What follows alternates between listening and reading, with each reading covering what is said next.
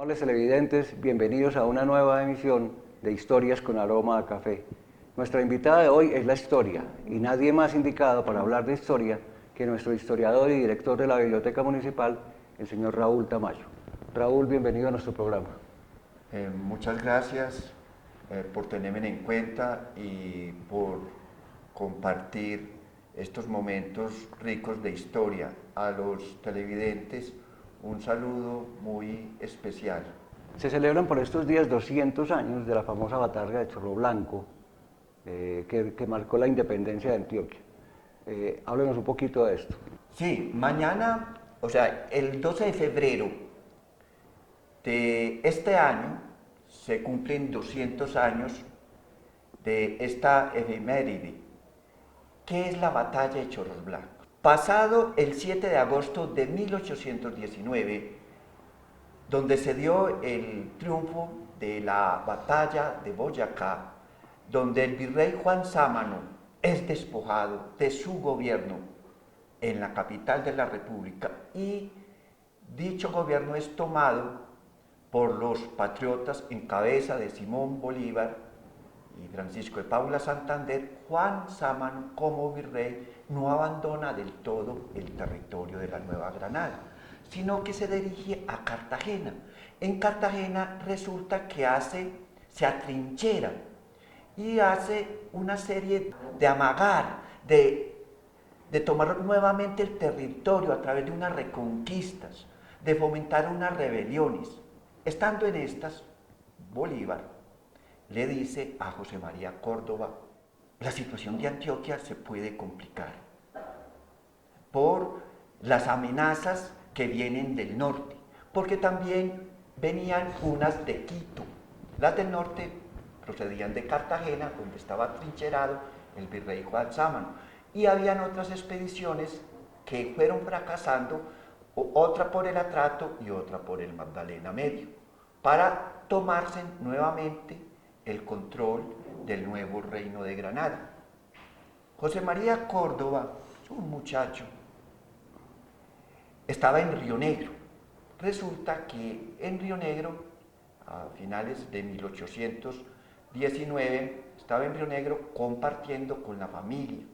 Él tenía un caballo y en dichas fiestas, un 28 de diciembre, le dio por mostrarse gallardo, por mostrarse el chalán, por mostrarse el más guapo frente a una pretendida que tenía. Esta pretendida era una mujer llamada Manuela Morales Leiva. Él, había una corrida de toros y había pólvora y había fiestecita. Se montó en el caballo y el caballo dio un brinco porque se asustó con la pólvora y lo tiró contra uno de los muros de la iglesia de Río Negro. El tipo lo recogieron inconsciente y duró varias horas inconsciente, ¿ya? Se logró recuperar, pero desde la parte psíquica no quedó tan bueno aparentemente. Y se fue ir mejorando, estando en ese proceso de recuperación. El gobernador de Antioquia le escribe a Bolívar y a Santander que la provincia de Antioquia está en riesgo de una invasión por el norte. Bolívar inmediatamente manda y le dice a Córdoba, a José María Córdoba, que le decían entre ellos Pepe, era el nombre, Pepe, Por lo de José. por lo de José. Hombre, vaya y alístese y hágales un frente, haga un regimiento inmediatamente. Él, que no estaba del todo recuperado, sale de Río Negro en silla de manos, lo traen. A medida que va pasando por ciertas poblaciones, va recogiendo gente y José Manuel de Restrepo también ayuda a recoger gente. Habían 400 soldados y 200 voluntarios. Esos 200 voluntarios eran los campesinos que se iban sumando por donde él iba a pasar. Él pasó de Río Negro, llegó a Barbosa, de Barbosa pasó a Santa Rosa. El paso de Barbosa a Santa Rosa debió de haberlo hecho por el camino de San Andrés, que nosotros llamamos.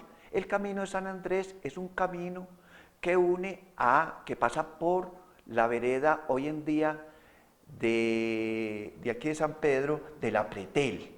Pasaba por Entre Ríos y llegaba a Santa Rosa. Él llegó a Santa Rosa y en Santa Rosa, según el diario militar de don José Manuel de Restrepo, se le unieron varias gente que habían reclutado aquí en San Pedro. Él en Santa Rosa pernuta, o sea, amanece. Se dirige a Angostura, a San José de Amietá de Angostura. Allí hay un combate. Se dirige luego a Cañaveral. En Cañaveral, que es hoy en día campamento, también pernutan, amanecen, por eso el nombre de campamento. Él, al darse cuenta que las tropas se habían retirado para el camino que de campamento o Cañaveral conducía a Yarumal, se habían retirado y que estaban en el Alto de Boquerón, se dirige a este lugar. En este lugar se da una operación militar, llamémoslo, no podemos llamar batalla. ¿Por qué no se puede llamar batalla? Primero, por lo corto del combate, ¿ya? Porque ya venían pues las tropas del coronel Francisco de Paula Barleta, ya venían algo diezmadas por los combates de Angostura y de Cañaveral. En el Alto de Boquerón se encuentran las tropas.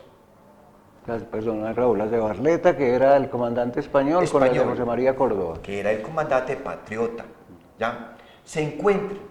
Al encontrarse, la operación militar es favorable a José María Córdoba y a los hombres patriotas que estaban defendiendo que las tropas mandadas por Juan Sámano y capitaneadas por Francisco de Paula Barleta no llegaran a encontrarse con las del sur que venían de Quito, porque ahí se podía complicar el proceso de la independencia nuevamente, ¿ya? Porque se tomarían parte de las provincias del sur, del centro, que era Antioquia, y del norte, donde Cartagena, donde él estaba anclado. Esta batalla, esta operación militar, que fue un 12 de febrero de 1820, le dio la libertad definitiva a Antioquia y impidió esa operación de reconquista que pretendía el virrey Juan Sámano.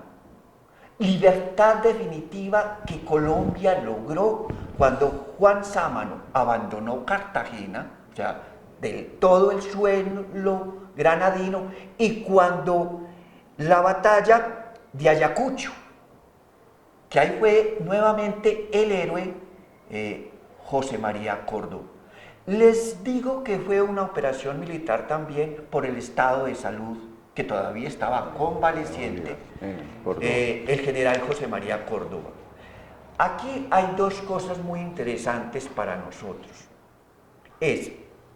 Los sanpedreños.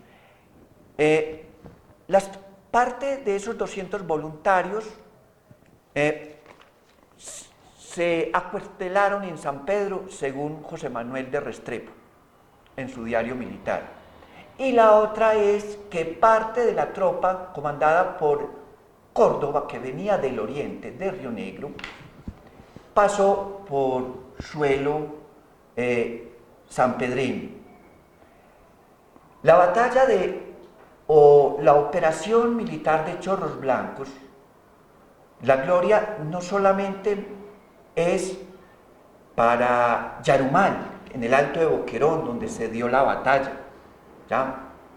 Sino también es para los pueblos de Santa Rosa de Osos, de Angostura, de Campamento, de Río Negro, de Barbosa, de San Pedro, de Marinilla y de Medellín. No hablo de la capital Santa Fe de Antioquia porque ella para esta época todavía tenía muchas ideas realistas. Entonces todavía no estaba el pueblo no estaba muy convencido verdaderamente de la gesta emancipadora.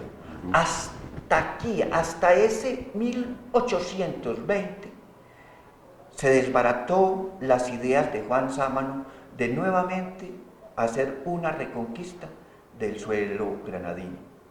Y después, con la batalla de Ayacucho, los planes se desbaratan totalmente, ¿ya?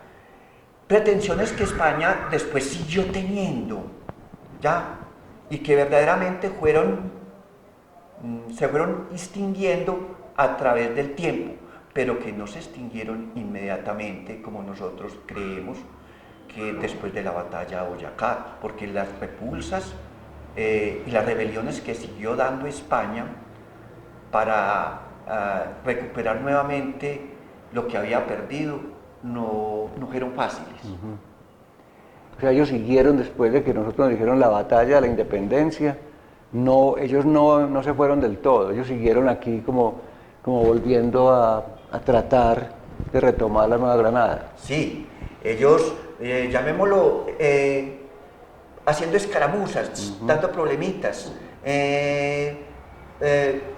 poniendo, llamémoslo, trampas, diciéndole a la gente nuevamente que todo no se había perdido, que todo se podía volver a recuperar, ¿ya? Este retiramiento de ellos no fue inmediatamente del suelo granadino. La expulsión se fue dando en un proceso muy lento. Por eso también la independencia es como la madurez de las personas. Ya uno no nace del todo libre, uno a medida que va viviendo va construyendo la independencia, que es la libertad, el ser humano. Así como también a medida que vamos viviendo, vamos construyendo nuestra propia personalidad. Y nuestra propia historia. Y nuestra propia identidad. Nuestra propia identidad. Raúl, nos hablas de la provincia de Antioquia. ¿Qué comprendía en ese tiempo la provincia de Antioquia? Bueno, la provincia de Antioquia era lo que es hoy parte del departamento de Antioquia sin el Golfo o sin el Urabá. Para ese entonces el Urabá pertenecía a la provincia de Cartagena y a la provincia de Antioquia también pertenecía parte del viejo Caldas. Esa era la provincia de Antioquia. ¿Qué pueblos pertenecían a la provincia de Antioquia? Santa Fe de Antioquia, que era para ese entonces la capital. Las ciudades eran Medellín, Río Negro, Marinilla, Cáceres, Zaragoza y Cancán. Los pueblos eran Santa Rosa de Osos, San Pedro, Yarumal, San Jerónimo, Sopetrán, San Pedro, San Antonio el Infante, que era Don Matías, Bello, Girardota, Sonsón, Buriticá, Sabana Larga, bueno, entre otros. ¿Y cuál era Cancán? Cancán fue un pueblo que ya desapareció, era un pueblo por el nordeste, muy cerca de Yolombó. Ese pueblo se llamaba San Martín de Cancán, muy cerca a Yolombó.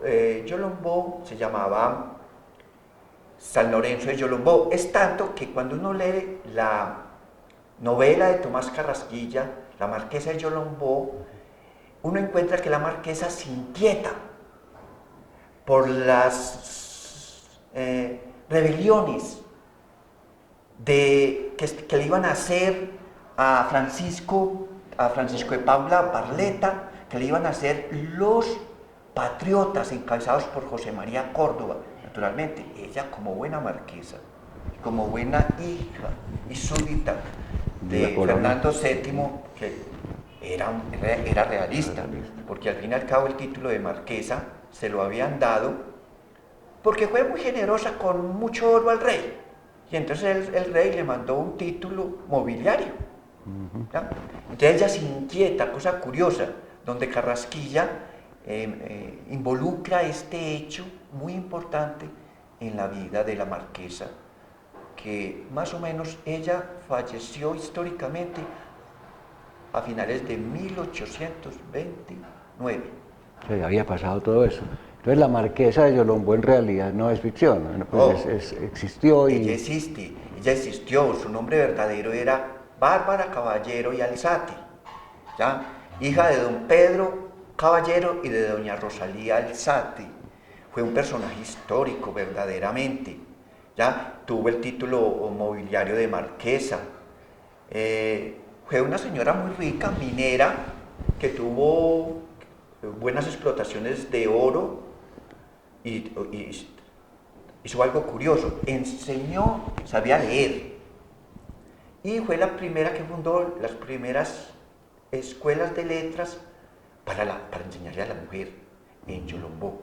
Entonces también es, desde ese punto de vista, es una mujer siendo realista con ideas liberales.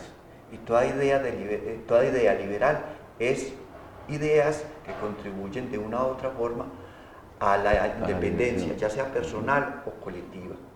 Raúl, acláranos por favor un poco el término de un título inmobiliario.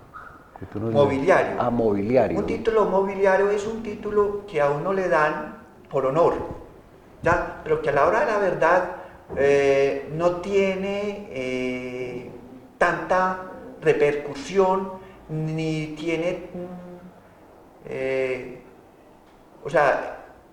No es por unos méritos muy ganados. No, por los méritos sí, pero uno no tiene unas obligaciones que cumplir, ¿ya? Ni tiene unos deberes, simplemente es por el buen comportamiento de uno. Eso todavía lo siguen manejando, esos títulos mobiliarios lo siguen manejando algunas monarquías, o la Iglesia Católica todavía maneja esos títulos, ¿ya? Estos títulos son un reconocimiento a determinada persona, ¿ya? Pero la persona, como les dije anteriormente, no tiene ninguna obligación para realizar ciertas tareas, ¿ya? O sea, es un título ganado por méritos, por méritos, más no conlleva ninguna obligación de parte del recipiente del título. Sí, señor. Bueno, también nos has hablado de que en ese tiempo la capital de la provincia de Antioquia era Santa Fe de Antioquia. ¿En qué momento se traslada esa capital de Santa Fe de Antioquia a Medellín y por qué? A ver, se empieza en 1826 y en 1828 está totalmente trasladada. ¿Por qué se traslada? Primero, porque Santa Fe de Antioquia estaba incomunicado con la mayoría de ciudades y de pueblos de la provincia de Antioquia. No había puente sobre el río Cauca.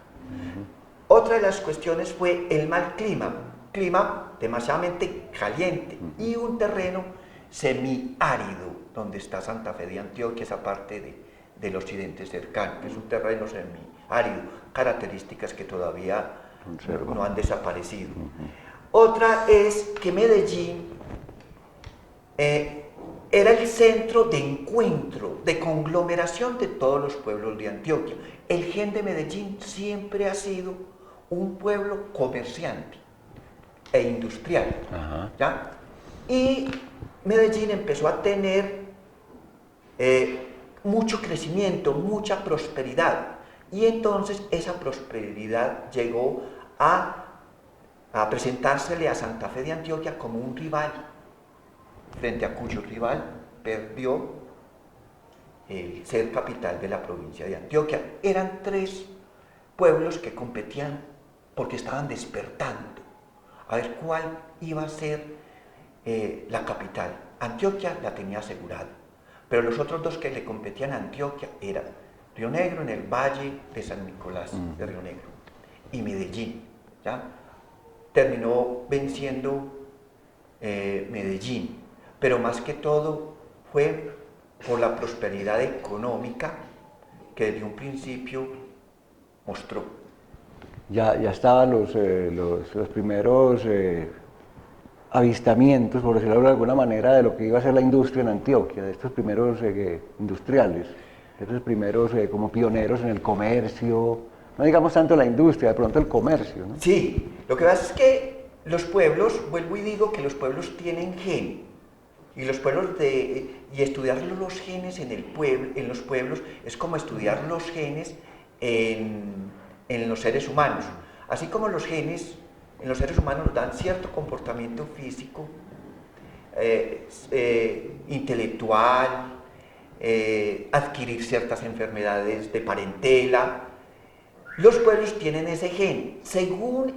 Los pueblos responden a ese gen según la necesidad o la tarea por la que fueron fundados. Un pueblo de gen minero es muy diferente a un pueblo de gen agrícola o a un pueblo de gen industrial o comercial, ¿ya? O a un pueblo de gen ganadero o a un pueblo de montaña o de sabana o de río o de mar, ¿ya? Porque no solamente la vocación, sino las costumbres cambian totalmente, porque el clima influye mucho en el comportamiento de los seres humanos. Pero entonces sí hay un gen del antioqueño en general, o sea, cuando dice que los antioqueños son industriales, son muy trabajadores, son hasta cierto punto rebeldes, eso sí existe, eso sí es ese gen. Hay un gen de los antioqueños en común, pero ojo, no todos los antioqueños son paisas. Ah, qué buena aclaración es. ¿Ya? Porque los paisas son los habitantes entre las dos cordilleras, ¿ya? La central y la occidental. ¿Ya? Son los que nosotros llamamos de montaña, esos son los paisas. Son antioqueños, pero no son paisas, los de Urabá, los del Magdalena Medio y los del Bajo Cauca. Mire que ellos tienen costumbres entre, nosotros los llamamos chilapos, corronchos de agua dulce. Entonces ellos tienen entre costumbres, ni son paisas, ni son costeños. ¿Ya? Esos son antioqueños, mas no son paisas. El paisa es el de Carriel, ¿ya? El de sombrero aguadeño, no el de sombrero costeño. El paisa es el de los bambucos y el de bambucos, el del bundes, Carriel. el del Carriel, el de los pasillos, el de la música huasca. Pero qué buena la aclaración, Raúl, y qué ilustrativa, porque todos estamos viendo que los paisas somos todos los antioqueños. No. Tú nos haces la aclaración de que no. Y la región del Viejo Caldas, esos son paisas, porque la colonización salió de las montañas. De los montañeros salió la colonización al sur de la provincia de Antioquia, a lo que es hoy en día Caldas, Risaralda, Quindío, norte del Tolima y norte del Valle. ¿Y de dónde viene el término paisa? Bueno, ese término paisa viene, hay muchos lingüistas que han hablado del término. Es un término de compañero, de conocido, de amigo, ¿ya? Usted es paisa mío, somos paisanos, somos compañeros, somos conocidos de un lugar, ¿ya? Recordemos que la misma migración que se hacían por cuestiones económicas y por cuestiones políticas, llevaba a que la gente, familias enteras, emigrara, ¿ya? No solamente Antioquia hizo la colonización al sur, ¿ya? También hizo, ojo, hay otros procesos de colonización antioqueña que son muy curiosos y que no se les ha hecho el estudio histórico suficiente. Por ejemplo, la colonización antioqueña del Urabá, la colonización antioqueña al nordeste, ¿ya? Y la colonización antioqueña al norte lejano y a la parte de las sabanas del Bajo Cauca, ¿ya? Son procesos donde la población estaba entre las dos montañas, aquí en el centro de Antioquia, ¿ya? Y después se fue distribuyendo geográficamente, ojo, y también la del suroeste, también esa colonización es muy curiosa. ¿Por qué se iba? Se iba, por ejemplo, porque habían crisis económicas, se acababa el oro y había que buscar otros lugares. La agricultura, una plaga de langostas, por ejemplo, también hacía migrar la gente, la langosta llegaba y se comía todo. Y entonces la gente tenía que emigrar a otros lugares de tierras fértiles. Otra era donde los procesos de vida se dieran mucho más fáciles, las riberas de los ríos, con la pesca, ¿ya? Las sabanas para la administración de ganado, ¿ya? Y fueron pueblos que fueron surgiendo a través de esa ocupación que hizo el antioqueño de montaña. Es todo esto de la... Primero que todo, pues Raúl, gracias por la clase de historia tan interesante que nos estás brindando. Pero esto nos da pie, ahora que hablamos de la rebeldía antioqueña, de la idiosincrasia, de todas estas cosas, a que también hoy, 11 de febrero, estamos celebrando los 100 años de la primera huelga de mujeres que se dio en el municipio de Bello y que fue encabezada, que eran pues las obreras de Fabricato, y que fue encabezada por la señora Betsabe Espinal. Cuéntanos entonces, Raúl, de esto. Sí, hoy también es un día muy especial. Es el día donde se conmemoran 100 años de la libertad, llamémoslo, de ese grito de rebeldía de 400 mujeres en Bello, trabajadoras de Fabricato, donde su grito de rebeldía era clamar por unos derechos más dignos y justos.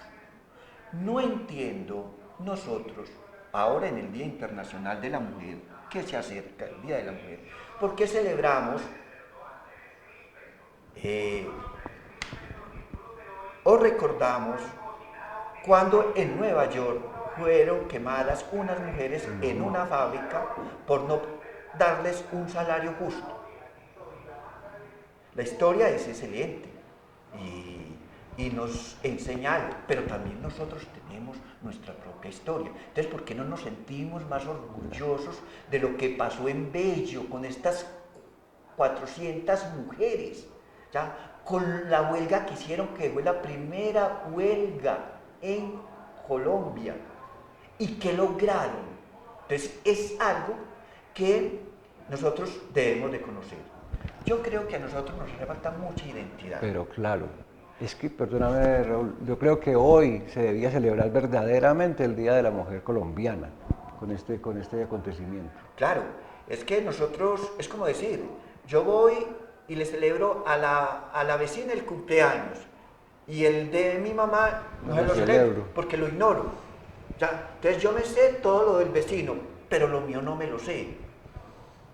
Yo Eso es creo muy que cierto. una de las cuestiones que se le puede recomendar a los dirigentes es sembrar en el pueblo sentido de pertenencia, desde el presidente, gobernador y alcalde, sembrar en los pueblos sentido de pertenencia, con lo mucho, con lo poco, con lo mediano que se tenga de la historia y de las costumbres, ¿ya? Porque eso nos ayuda a tener sentido de pertenencia.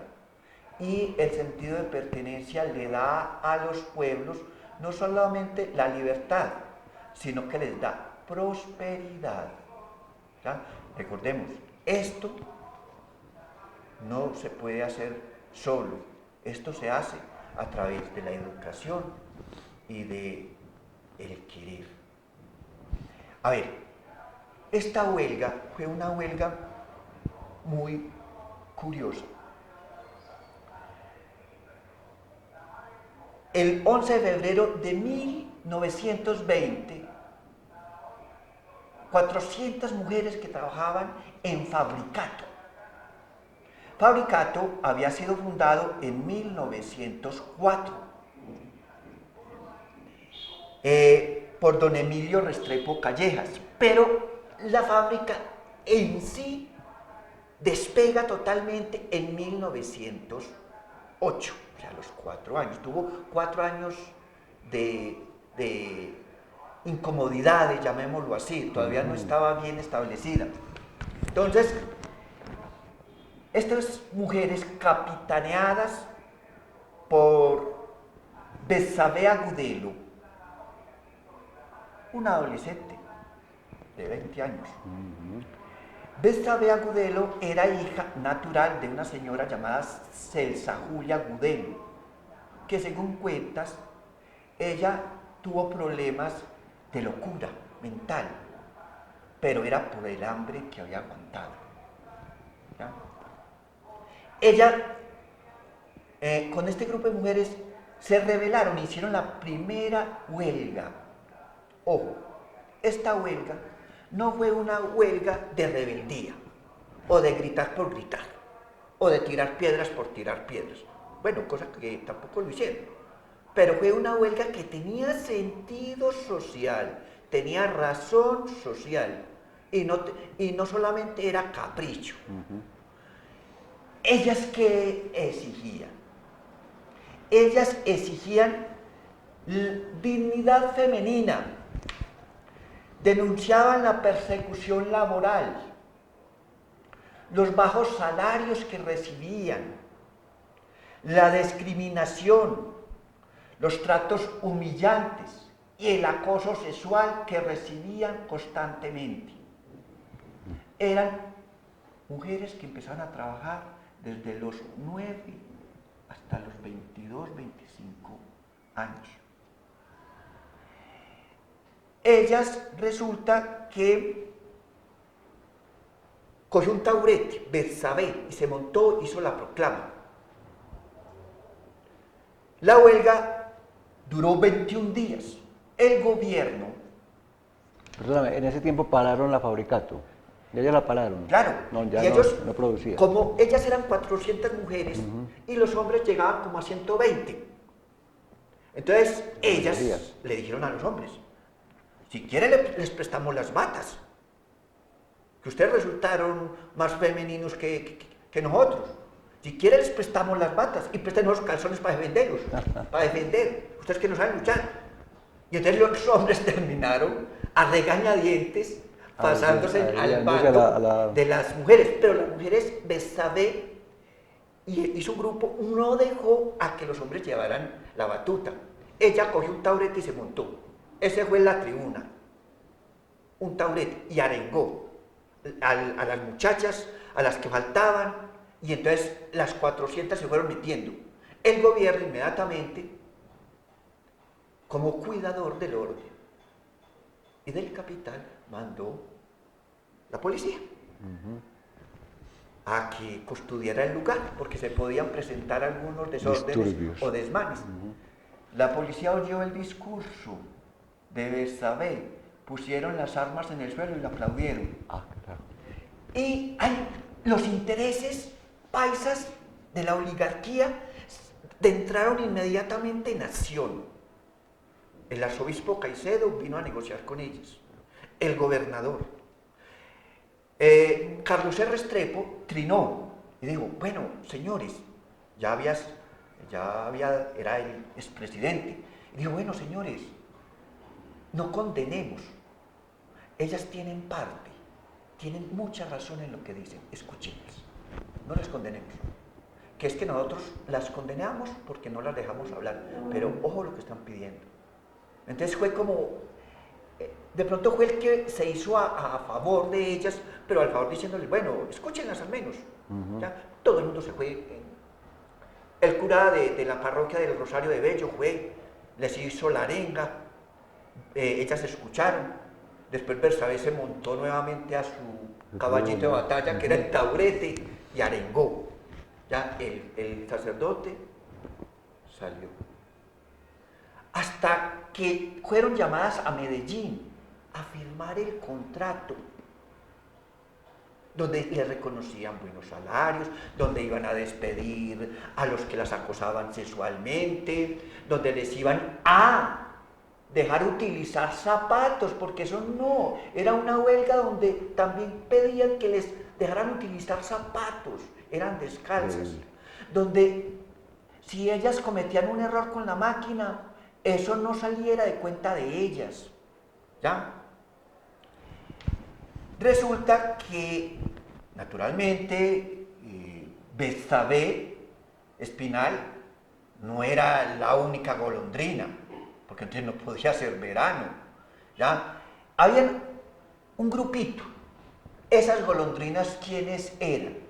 Entre esas golondrinas hay una golondrina sanpedreña del Alto de Medina.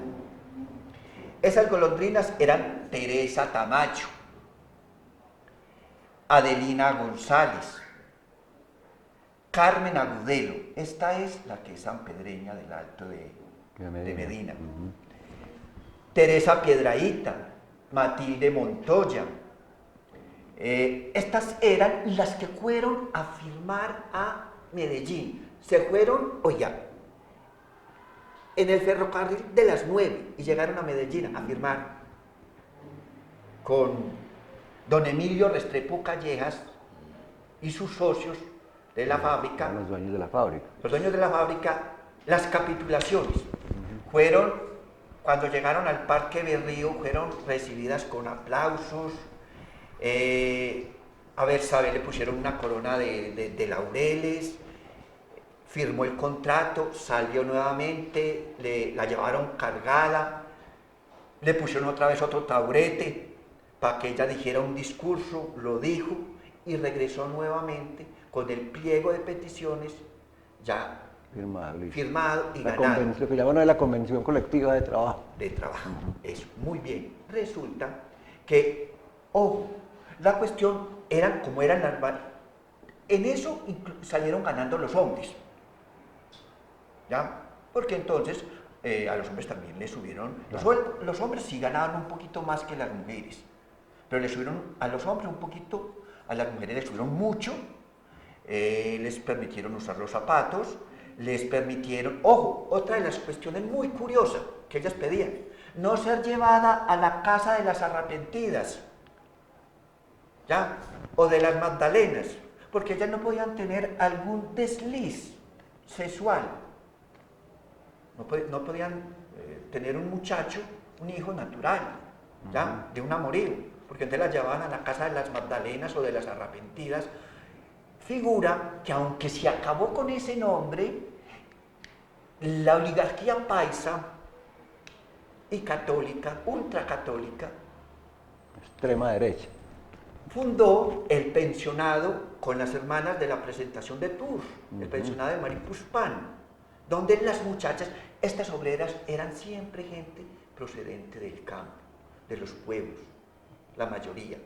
Y entonces los papás iban donde las hermanas de la Presentación a llevar la muchacha y a encomendarle a las hermanas que les cuidara el fundamento. ¿Ya? Como si las hermanas pudieran cuidar el fundamento solamente se lo sabían cuidar las muchachas. ¿Ya? Y allí venían a trabajar.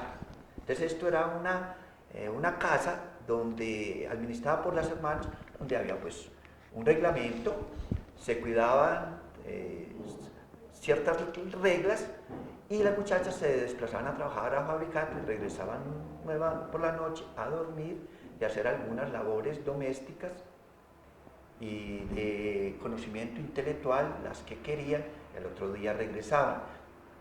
Cuando las muchachas vivían cerca, el pueblo era cerca, el caso de San Pedro, a los 8 o 15 días podían viajar a las casas, ¿ya? Si eran lejanas, al mes o 2 meses, ¿ya? Según lo lejano que estuviera el pueblo de procedencia de la muchacha. Los hombres no tenían el internado, ya los hombres sí, los hombres eran de la calle, como decían pues, las mujeres de la casa y los hombres de la calle. Los hombres sí eran de la calle y las mujeres trabajadoras de Fabricato tenían que estar internadas en la casa de Maripuspán. Pero hay una cosa muy bonita que me contaste de extracámaras, es de que estas muchachas resultaban en embarazo. ¿Y cómo hacían? Era una cosa muy curiosa. Bien, a las mujeres nadie las cuida. Dicen que una vez pusieron el diablo a cuidar mujeres y dijo que no. Que él era incapaz de cuidar mujeres. ¿Ya? Resulta que la casa tenía un solar y el solar en la parte de abajo era destapado. La parte de arriba sí tenía todas las seguridades, donde estaban pues las habitaciones y los talleres donde vivían las religiosas y las muchachas que trabajaban en Fabricato. Aparecían en embarazo.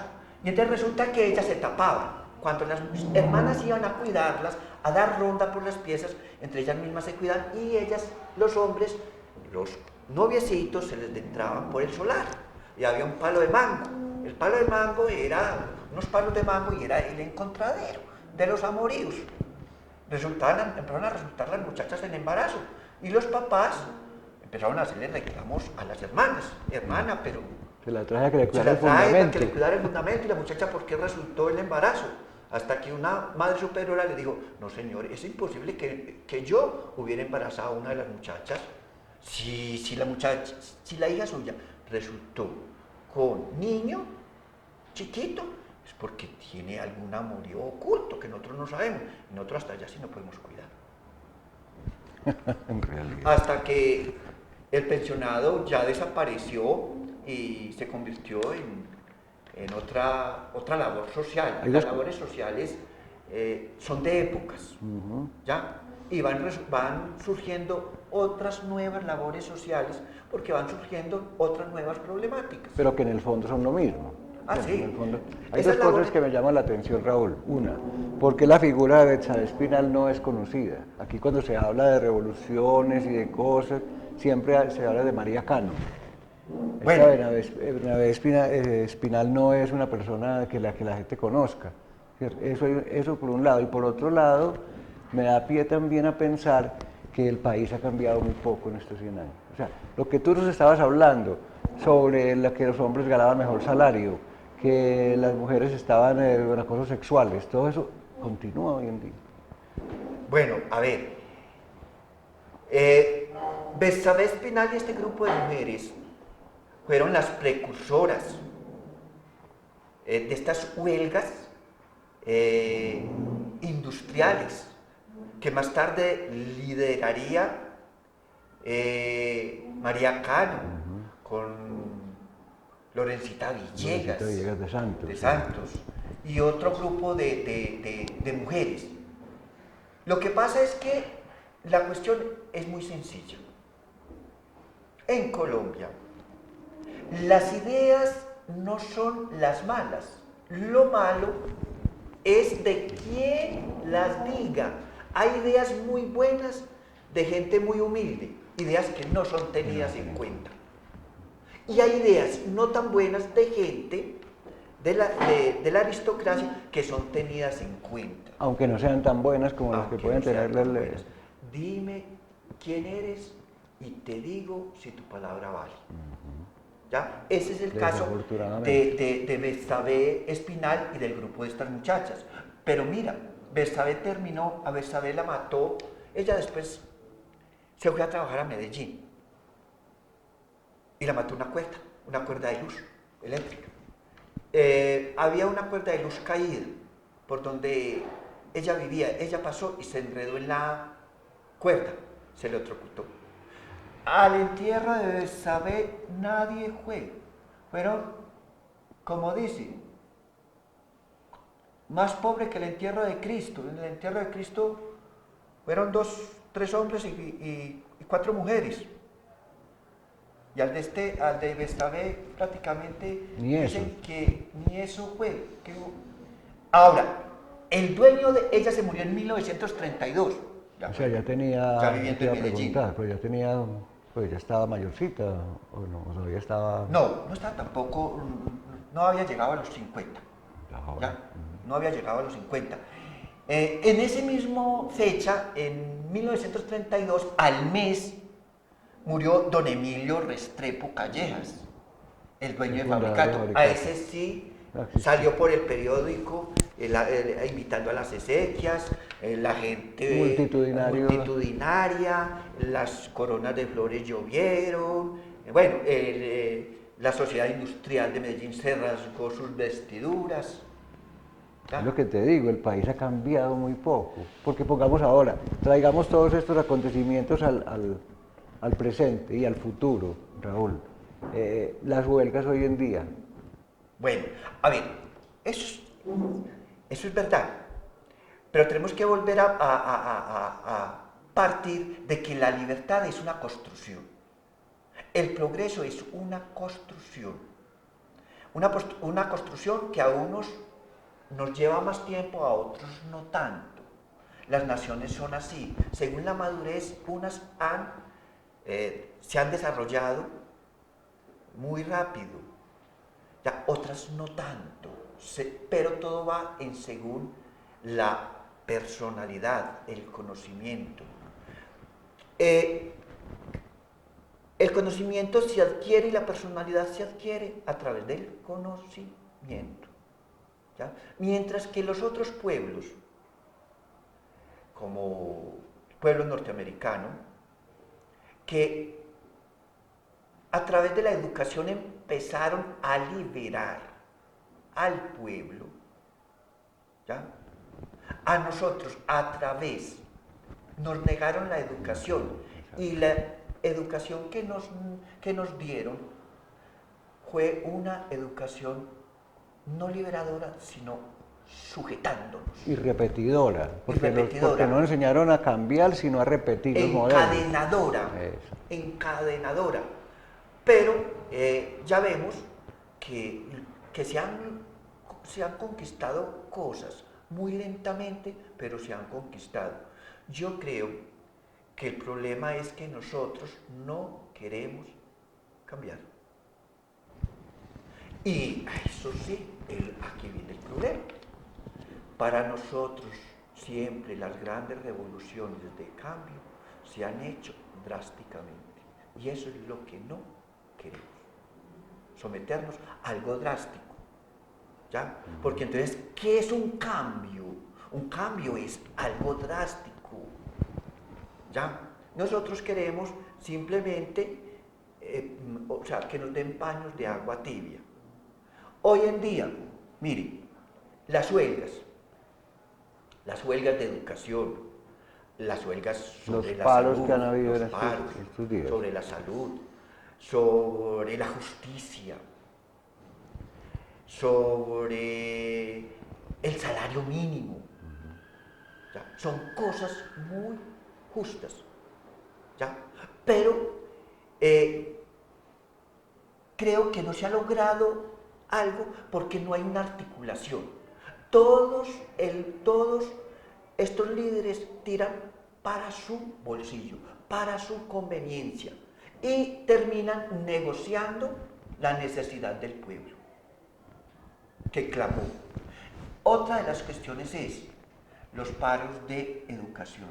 Por ejemplo, los paros de educación, veo una cosa muy curiosa, y esto no es una crítica, sino es un aporte que voy a dar, y que se lo doy a los jóvenes. Muchachos, los paros están bien. Hay esa libertad en un país democrático. La Constitución nos apoya en eso.